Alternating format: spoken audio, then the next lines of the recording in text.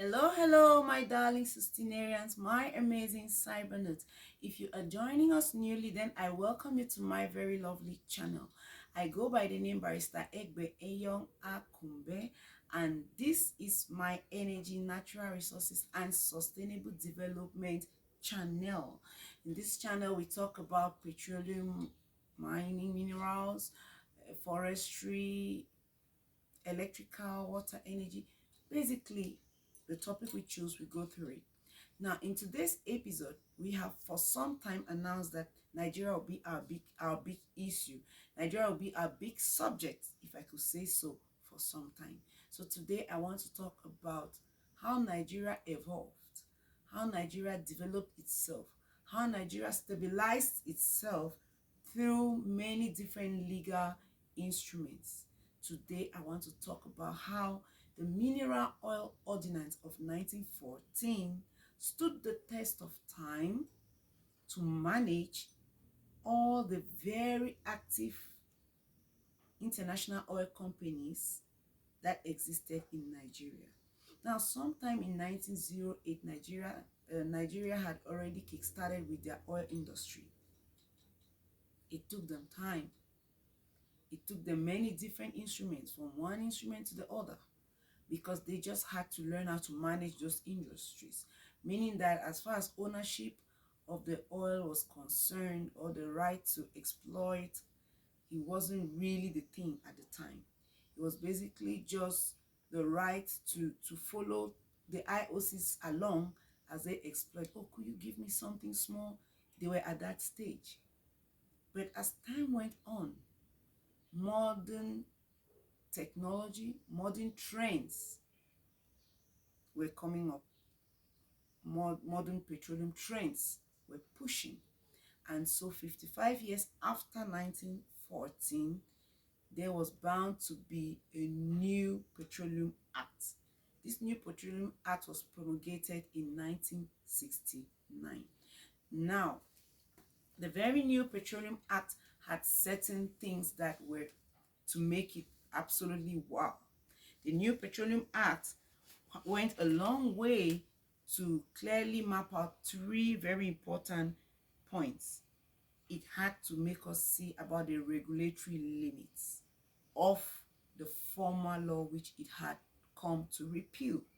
Now, what were the limits of the Mineral Oil Ordinance? The Mineral Oil Ordinance just focused on checking the existing active oil companies. The Mineral Oil Ordinance didn't avert its mind to issues like the energy within the territory of Nigeria.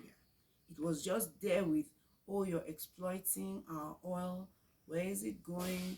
How much have you exploited? Meanwhile, Nigeria stayed in the dark. So the regulatory limits of the Petroleum Act of 1969 was very key. It focused on the security of the energy sector within Nigeria. Other than the regulatory limits, we also look at its core value. What was the core focus of it? The 1969 Petroleum Act focused on onshore activities and also offshore activities within the petroleum sector.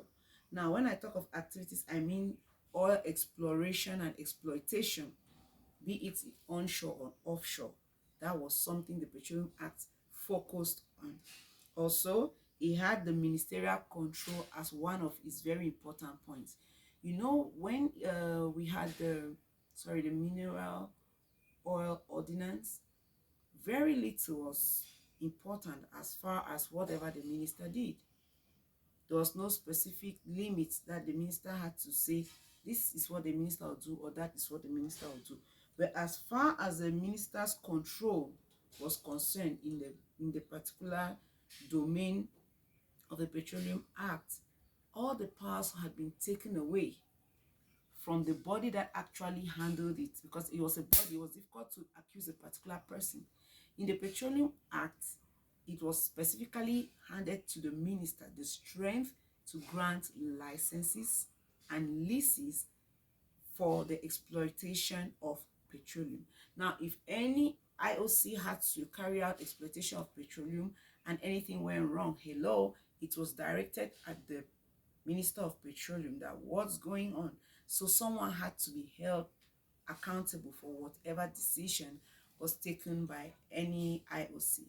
This said, we come to the understanding that the Petroleum Act was more detailed, it was more comprehensive, it was a more detailed and comprehensive law pertaining to how leases and licenses were granted in the oil sector.